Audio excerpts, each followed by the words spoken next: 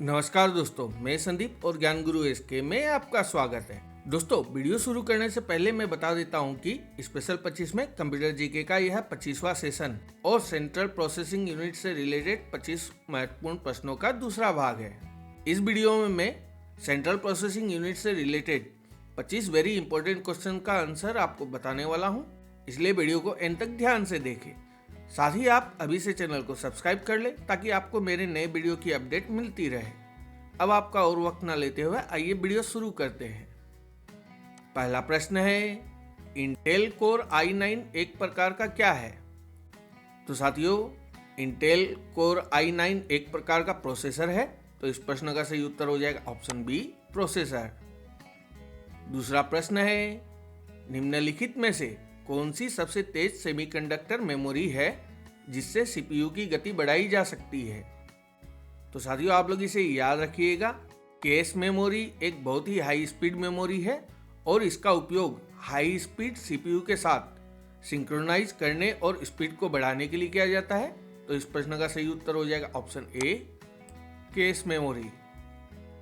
तीसरा प्रश्न है, निम्नलिखित में से सीपीयू का कंपोनेंट कौन सा है? तो साथियों, कंट्रोल यूनिट भी सीपीयू का कंपोनेंट होता है, अरिथमेटिक लॉजिकल यूनिट भी होता है, रजिस्टर भी होता है। तो इस प्रश्न का उत्तर हो जाएगा ऑप्शन डी, उपरोक्त सभी। चौथा प्रश्न है, सीपीयू में एमडीआर का फुल फॉर्म क्या होता है? तो साथियों, सीपीयू में एमडीआर का full form memory data register होता है। तो इस प्रश्न का सही उत्तर हो जाएगा option A, memory data registers. पांचवा प्रश्न है, कंप्यूटर के किस भाग को नर्व सेंटर कहा जाता है? तो साथियों, पर्सनल कंप्यूटर के कंट्रोल यूनिट को नर्व सेंटर कहा जाता है। तो इस प्रश्न का सही उत्तर हो जाएगा ऑप्शन सी, कंट्रोल यूनिट। छठा प्रश्न है, कंप्यूटर शब्दावली में MIPS का क्या अर्थ है? तो साथियों, मिलियन इंस्ट्रक्शन पर सेकेंड यानी कि MIPS कंप्यूटर के प्रोसेसर की रो स्पीड को मापने की एक विधि है। तो इस प्रश्न का सही उत्तर हो जाएगा ऑप्शन बी, मिलियन इंस्ट्रक्शन पर सेकेंड। साथियों, अगर आपको वीडियो की जानकारी अच्छी लग रही है तो वीडियो को अभी से लाइक एंड शेयर कर दे। साथ ही आपके दिमाग में कोई सवाल है तो कमेंट्स में जरूर लिखें ताकि उसका उत्तर मैं आपको दे सकूं।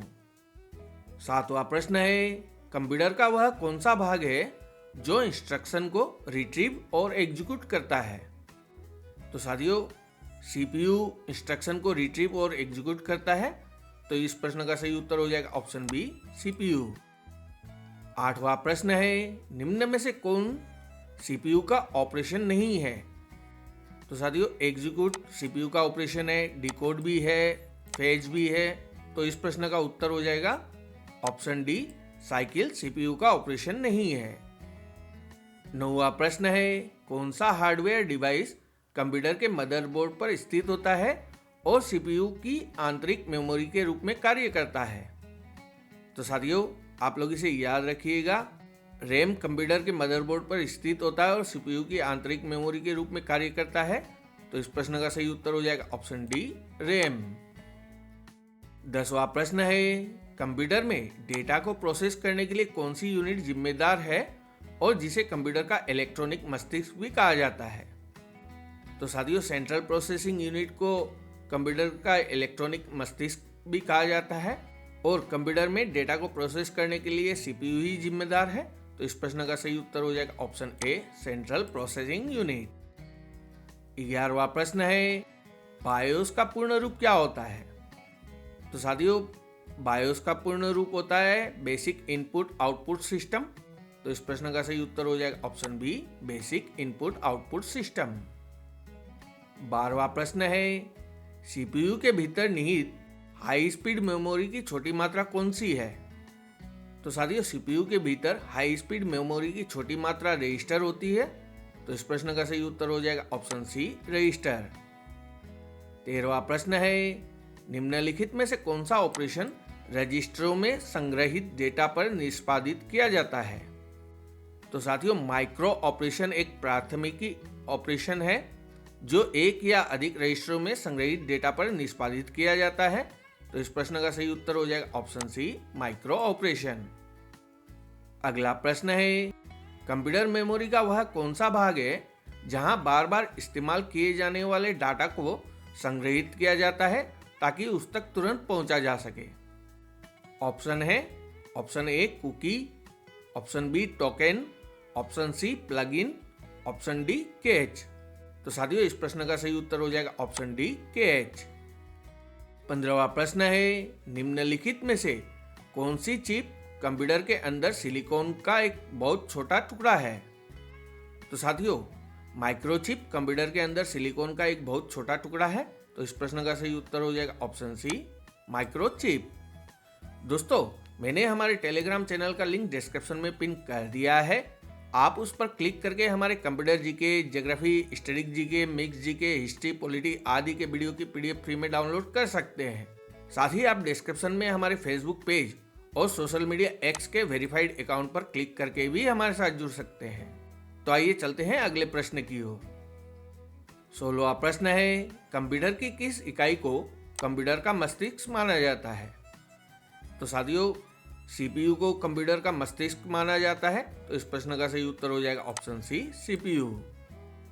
17वां प्रश्न है कौन सा वह इंस्ट्रक्शन है जो सीपीयू मेमोरी से प्राप्त करता है और यह निर्धारित करता है कि सीपीयू क्या करेगा। तो साथियों 17वें प्रश्न का सही उत्तर है ऑप्शन बी डिकोड। 18वां प्रश्न है सीपीयू का कौन सा यूनिट इंस्ट्रक्शन फेच करता है, डिकोड करता है और एग्जीक्यूट करता है। आपका ऑप्शन है control unit, arithmetic logical unit, register, उपरोक्त सभी। तो साथियों 18वें प्रश्न का सही उत्तर हो जाएगा ऑप्शन ए कंट्रोल यूनिट। 19वां प्रश्न है निम्नलिखित में से कौन सा विकल्प प्राइमरी मेमोरी और सेकेंडरी मेमोरी स्टोरेज के बीच गेटवे के रूप में कार्य करता है। तो साथियों arithmetic logical unit primary memory और सेकेंडरी मेमोरी के बीच गेटवे के रूप में कार्य करता है। तो इस प्रश्न का सही उत्तर हो जाएगा option B arithmetic logical unit. 20वां प्रश्न है किसका उपयोग प्रोग्राम एग्जीक्यूशन के ट्रैक को रखने के लिए किया जाता है। तो साथियों आपका ऑप्शन है option A control unit, option B arithmetic logical unit, option C memory unit, option D program counter. तो साथियों 20वें प्रश्न का सही उत्तर है ऑप्शन डी प्रोग्राम काउंटर। 21वां प्रश्न है किस कंपनी ने पहला माइक्रो प्रोसेसर 4004 बनाया था। तो साथियों इंटेल कॉर्पोरेशन ने पहला माइक्रो प्रोसेसर 4004 बनाया था। तो इस प्रश्न का सही उत्तर हो जाएगा ऑप्शन डी इंटेल कॉर्पोरेशन। 22वां प्रश्न है किसका उपयोग प्रोसेसर और अन्य घटकों के बीच नियंत्रण संकेत और डेटा भेजने के लिए किया जाता है। 22वें प्रश्न के ऑप्शन है option A register, option B clock, option C buses, option D motherboard. तो साथियों 22वें प्रश्न का सही उत्तर हो जाएगा ऑप्शन सी बसेस। बसेस का उपयोग प्रोसेसर और अन्य घटकों के बीच नियंत्रण संकेत और डेटा भेजने के लिए किया जाता है। 23वां प्रश्न है कौन सा बस मेमोरी एड्रेस को प्रोसेसर से प्राइमरी मेमोरी और इनपुट आउटपुट डिवाइसों में ले जाता है। तो साथियों एड्रेस बस मेमोरी एड्रेस को प्रोसेसर से प्राइमरी मेमोरी और इनपुट आउटपुट डिवाइसों में ले जाता है। तो इस प्रश्न का सही उत्तर हो जाएगा ऑप्शन बी एड्रेस बस। 24वां प्रश्न है पल्स की फ्रीक्वेंसी को किसकी गति के रूप में जाना जाता है। तो साथियों आप लोग इसे याद रखिएगा पल्स की फ्रीक्वेंसी को क्लॉक की गति के रूप में जाना जाता है। तो 24वें प्रश्न का सही उत्तर हो जाएगा ऑप्शन बी क्लॉक। 25वां प्रश्न है निम्न में से कौन सा प्रोसेसर का प्रकार है। तो साथियों माइक्रो प्रोसेसर यह भी प्रोसेसर का प्रकार है, माइक्रो कंट्रोलर यह भी है, एम्बेडेड प्रोसेसर यह भी है। तो 25वें प्रश्न का सही उत्तर हो जाएगा ऑप्शन डी उपरोक्त सभी। भाई लोग वीडियो को यहाँ तक देखने के लिए आपका बहुत बहुत धन्यवाद। आशा करता हूँ कि इस वीडियो के सारे प्रश्न आपके लिए उपयोगी साबित होंगे। चैनल पर नए हैं तो चैनल को सब्सक्राइब कर ले एंड अपने आप को ऐसा विकसित करें कि हर कोई आपके साथ खुद को सुरक्षित एवं सम्मानित महसूस करे। धन्यवाद दोस्तों।